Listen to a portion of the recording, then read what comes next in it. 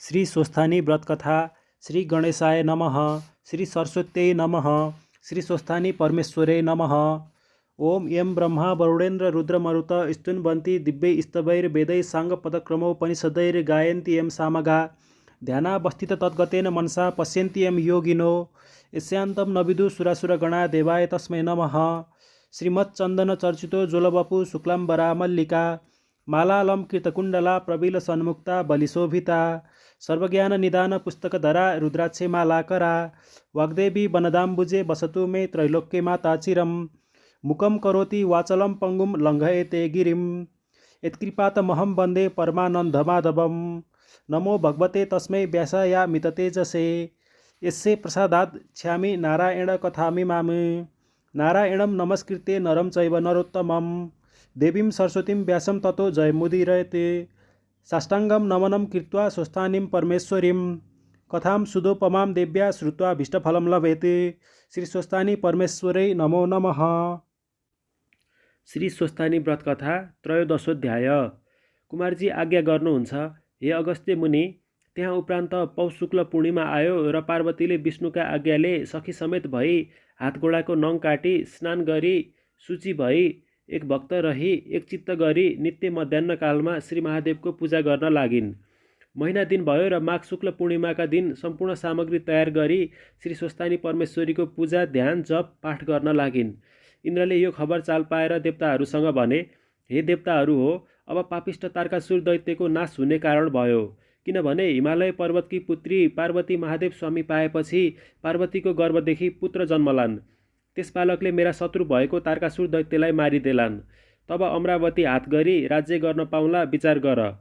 फेरि महादेव सतीदेवी मर्नाले शोक गरी पृथ्वी भ्रमण गरी उत्तरा पन्थमा गई काम क्रोध लोभ मोह छाडी सम्पूर्ण इन्द्रिय खिची तिनै आँखा बाँधी ब्रह्मामा चित्त लगाई महाकष्टले तपस्या गर्न लागिरहेछन्। अब महादेवलाई तपस्यादेखि भ्रष्ट गरी फेरि काम क्रोध लोभ मोहमा ल्याउने उपाय के छ सो भन। यति इन्द्रले भनेको वचन सुनि देवताहरू भन्छन्, हे देवेन्द्र, त्यो काम गर्न त बिना कामदेव अरू को सक्ला। कामदेव गई महादेवको हृदयमा कामबाण प्रहार गरी आउँछन्। यति देवताहरूले भनेको वचन सुनि इन्द्रले त्यसै हो भनी कामदेवलाई डाक्न वायुलाई हराए। वायु पनि इन्द्रका आज्ञाले कामदेव छेउ गई चाँडै डाकी ल्याइदिए। कामदेवले इन्द्रलाई प्रणाम गरी के कामले डाक्नुभयो भनी सोधे। इन्द्र आज्ञा गर्छन्, हे कामदेव, महादेव उत्तरा पन्थमा गई काम क्रोध लोभ मोह छाडी सम्पूर्ण इन्द्रिय बाँधी परब्रह्ममा चित्त लगाई तपस्या गर्न लागिरहेछन्।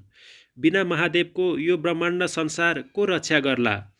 यस अर्थले तिमी त्यहाँ गई महादेवको हृदयमा कामबाण प्रहार गरी आऊ। फेरि काम क्रोध लोभ र मोहमा ल्याऊ। यति इन्द्रका वचन सुनि कामदेवले हवस् भनी आफ्ना स्त्री रति समेत भई उत्तरा पन्थमा गई महादेवलाई साष्टाङ्ग प्रणाम गरी इन्द्रका आज्ञाले धनुष्टङ्कार गरी कामबाण कानसम्म खिची महादेवको मर्म ताकी प्रहार गरेको महादेवले चाल पाएर जब क्रुद्ध भई आँखा उगारी हेरे, तब तीन आँखादेखि अग्निका ज्वाला निस्क्यो र कामदेव भस्म भए। कामदेवकी स्त्री रतिले आफ्ना स्वामी कामदेव भस्म भएको देखि नाना शोक गरी महादेवका पाउमा परी बिन्ती गर्न लागिन्, हे जगदीश्वर, यो अपराध मेरा स्वामीको होइन, इन्द्रका आज्ञाले तपाईँका हृदयमा कामबाण प्रहार गरेको हो। हे युगनायक, मदेखि प्रसन्न भई त्यो अपराध क्षमा गरी स्वामी दान देऊ। हे करुणामय, तिमी कस्ता भने दुष्ट संहार गरी साधुलाई रक्षा गरिरहने यस्ता तिमीलाई कोटी कोटी नमस्कार। तिम्रो वर्णन गर्न हजार जिब्रा भएका शेषनागले पनि नसकेको म स्त्री जातिले के सकुला। हे भक्तवत्सल, मलाई विधवा नतुल्याई मेरा स्वामीजीलाई सन्तोष दिई घर पठाउनुहोस्। यस्ता तरहले नाना शोक गरेर स्तुति गरेको सुनि श्री महादेवलाई अति करुणा भयो र भने, हे रति, यस जन्ममा भने तिम्रो स्वामी पाउँदिनौ। द्वापरका अन्त्यमा विष्णुले अवतार लिनेछन्। तिम्रा स्वामी कृष्णका पुत्र प्रद्युम्न भई जन्मनेछन्। तब तिमी दुई स्त्री पुरुषको भेट होला। अहिले दुःख नमान, घर जाऊ। यति श्री महादेवबाट आज्ञा भएको सुनि रतिले हवस् भनी महादेवलाई साष्टाङ्ग दण्डवत गरी घर फिरिन्। त्यहाँ उपरान्त महादेवले सतीदेवीलाई सम्झी कहाँ जन्म लिन गइन् भनी ध्यानदृष्टिले विचार गरी हेरे। हिमालय पर्वतकी पुत्री पार्वती नाउँ भई जन्मी महादेव स्वामी पाउँ भनी केटाकेटीदेखि नाना तीर्थ व्रत दान जप तप यज्ञ गरेको र फेरि विष्णुका उपदेशले श्री स्वस्थानी परमेश्वरीको व्रत गर्न लागेको चाल पाएर अब पार्वतीको चरित्र हेरौँ भनी इन्द्र स्वरूप भई वज्र हातमा लिई एरावत हात्तीमा चढी पार्वतीले व्रत गरिरहेको ठाउँमा गए। कस्ता बखतमा गए भने सम्पूर्ण व्रत गरिसकेकी हातमा अर्धपात्र लिई महादेव स्वामी पाऊँ भनी स्वस्थानी परमेश्वरीलाई अर्घ दिई, हे परमेश्वरी निरञ्जन निराकार, तिमीलाई कोटि कोटि नमस्कार। सम्पूर्ण तीर्थ पनि तिमी, सृष्टि स्थिति र संहारकर्ता पनि तिमी, पञ्चमहाभूत पनि तिमी, सत्व रज तम त्रियुगा पनि तिमी, यो ब्रह्माण्ड संसारमा आत्मस्वरूप भइरहेका पनि तिमी, आदिशक्ति पनि तिमी, कालस्वरूप पनि तिमी, आदि अन्त्य हातपाउ वर्णन भएकी पनि तिमी। यस्ती अव्यक्त तिम्रो वर्णन गर्न चतुर्मुख ब्रह्मा भए, सरस्वती भइन्, शेषनाग भए, यिनले पनि नसकेको म कसो गरी सकुला। मेरो भक्तिदेखि सन्तोष हौ भनी नाना तरहले स्तुति गरी प्रसाद झिक्न लागेको बेलामा इन्द्रस्वरूप महादेव पुगे। पार्वतीले देखिन् र यथायोग्यले पूजा गरी, हे देवेन्द्र के कामले आउनुभयो, आज्ञा होस् भनिन्। पार्वतीको यस्तो वचन सुनि इन्द्रस्वरूप महादेव आज्ञा गर्दछन्, हे पार्वती तिम्रा भक्तिदेखि म सन्तोष भएँ। महादेव स्वामी पाऊँ भनी तिमीले यो व्रत गर्यो। तर महादेव कस्ता भने, बौलाहा जस्ता, महानिर्धनी, सर्पका गहना लगाएका, कमरमा बाघको छाला बेरेका, भूत प्रेत प्रमथगण साथमा लिएका, बुढो गोरुमा चढेका, दाहिने हातले डमरू बजाएका, बायाँ हातमा त्रिशूल लिएका, विष भाङ धतुरो खाएका, निर्लज्ज भइकन फिर्ने, फेरि अघोरमूर्ति भई श्मशानमा बास गरी हिँड्ने तिमी त्यस्ती कोमल पद्म सुन्दरी तिमीलाई महादेव स्वामी योग्य छैनन्। सम्पूर्ण देवताको राजा, मलाई स्वामी तुल्याई स्वर्गकी रानी हौ। यति इन्द्रस्वरूप महादेवले आज्ञा भएको सुनि पार्वती अति क्रोधले भन्न लागिन्, हे पापिष्ट इन्द्र, मैले यस्तो श्री स्वस्थानी परमेश्वरीको व्रत गरिरहेको ठाउँमा आई महादेवलाई यस्तो निन्दा गरिस्, यो मैले सहन सकिनँ, म तँलाई श्राप दिन्छु। उनले यति भनी श्राप दिन तयार भइन्। तब इन्द्रस्वरूप महादेवले पार्वतीले श्राप देलिन् भनी डराई भने, हे पार्वती म इन्द्र होइन, तिम्रो चरित्र हेर्न इन्द्रस्वरूप भई आएको, धन्य तिम्रो भक्ति, तिमीदेखि म सन्तोष भएँ। यति भनी महादेवले आफ्नो ज्योति स्वरूपको दर्शन दिए र पार्वतीले श्री महादेवको दर्शन पाएपछि मनमा आनन्द गरी कोटि कोटि साष्टाङ्ग प्रणाम गरिन् र बिन्ती गरिन्, हे जगदीश्वर, मैले नाना तीर्थ व्रत दान धर्म यज्ञ जप तप गरे, तपाईँको दर्शन पाइन। आज वैकुण्ठनाथ विष्णुका उपदेशले श्री स्वस्थानी परमेश्वरीका व्रतको प्रभावले तपाईँको दर्शन पाएँ। अब यो श्री स्वस्थानी परमेश्वरीको प्रसाद दिनलाई कन्यादान भएको छैन। तब महादेव प्रसन्न भई पार्वती कन्यादान लिन भनी पार्वती समेत भई हिमालय पर्वत छेउ गए। हिमालय पर्वतले महादेव आएको देखि आफ्नी पुत्री पार्वतीले महादेव स्वामी पाउन लागिन् भनी बडो हर्षमान गरी आफ्नी स्त्री मेनकासँग भने, हे स्त्री, हामी धन्य रहेछौँ। पार्वती कन्यादान लिन भनी महादेव आउनुभयो।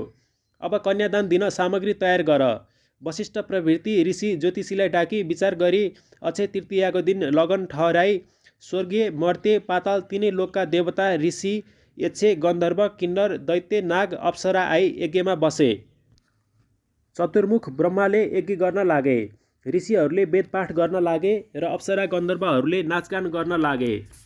देवकन्या, ऋषिकन्या, गन्धर्वकन्या, किन्नर कन्या, दैत्य कन्या र नाग कन्याहरू नाना वस्त्र अलङ्कार पहिरी ऊभन्दा ऊ राम्री भई पार्वती कन्यादान दिएको हेर्न आएका थिए।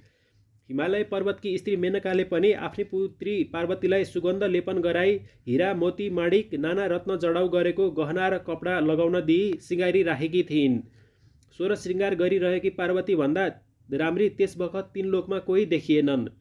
विभिन्न मङ्गल गीत र वाद्य गरी हिमालयले तिल कुश सामग्री लिई पार्वतीका हात समाई मेनकाले सुनको कमण्डलुले जलधारा गरी कन्यादान दिन लाग्दा हिमालयले सोधे, हे जगदीश्वर, यस शुभ लग्नमा मेरी पुत्री कन्यादान दिन्छु, तिम्रो गोत्र कुन हो? बिना गोत्रले केही कार्य नगर्नु भनेको छ। हिमालय पर्वतले यस्ता कुरा सोधेको सुनि महादेवले केही उत्तर दिन नसकी बहुत शर्म मानी अधोमुख गरिरहे। हिमालय पर्वतले हात समाती महादेवको मुख हेरिरहे।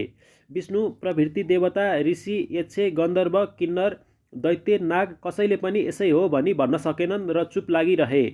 त्यस अवसरमा नारद ऋषिले सतीदेवीको हाडको यन्त्र बनाई शिवगीत गाई नाच्दै हिमालय पर्वत छेउ आएर भने, हे गिरिराज, जसका मायाले यो ब्रह्माण्ड संसार कहिले सृष्टि गर्छन्, कहिले स्थिति गर्छन्, कहिले नाश गर्छन्, एक्लै भई ब्रह्मा विष्णु महादेव तीन भएका छन्। तिनै कहिले एक पनि हुन्छन्।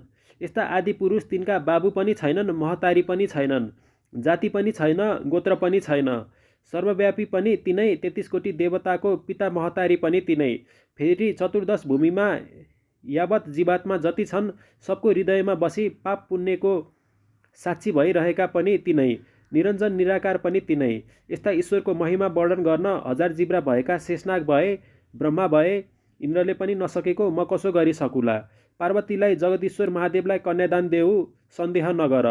यति नारद ऋषिले भनेपछि सम्पूर्ण देवता, ऋषि, यक्ष, गन्धर्व, किन्नर, दैत्य, नागहरूले भलो भने भन्दा हिमालय पर्वतले पार्वती महादेवलाई कन्यादान दिए।